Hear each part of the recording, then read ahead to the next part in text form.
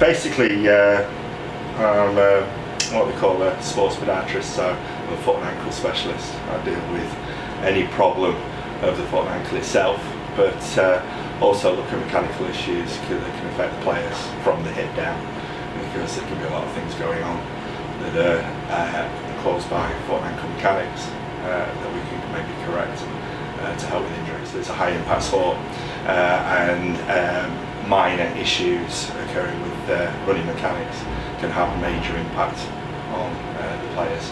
And obviously, if we can stop a player from being injured even a few days a year, or improve injury recovery by a few days a year, that's massive for the club.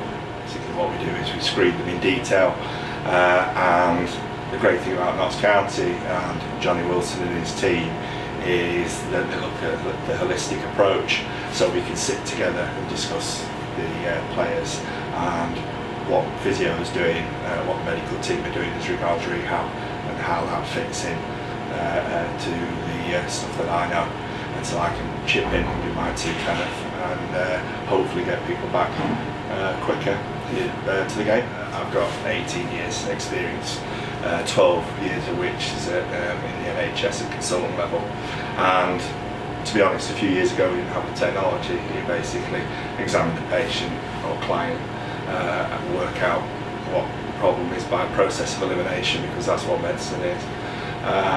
But what technology has done is it makes things easier, and also the subtle problems that aren't normally picked up, you can pick things up. So for example, from a foot and ankle point of view, you can see a player who's got a very subtle problem with maybe the way he's pushing off when he's accelerating, and that will get missed with a static examination and history taking, and with something like the new technology with smartphones, for example, the iPhone will record at 240 frames a second. Years ago we would have to have spent thousands and thousands of pounds on camera technology to capture those images, and now we can do it in situ at the training ground. I'll look at the issue straight away, give the advice to the physio team, and then if I need to intervene, either from a rehab point of view or looking at altering the mechanics primarily of the foot and ankle, we can do that a lot sooner. So I make it harder. Don't hold back. If you think about it, so many people do be cool and look smarter. Don't hold back. And you shouldn't even care about those noses in the air and the crooked stairs. Don't hold back. Cause there's a party over here, so you might as well be here with the people care. Don't hold back. World, the time has come to. The world, the time has come to. World, the time has come to. Yeah, it's great to build a relationship with Paul.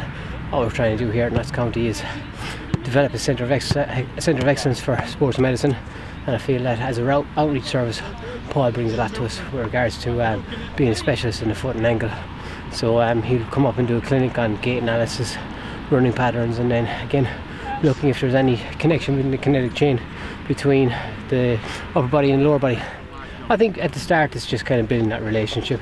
Seen a few players, made a big impact in the few players that he's seen, and I have to say, with anything it takes time to work on and to just iron out the kinks as well, but it's going really well at the start.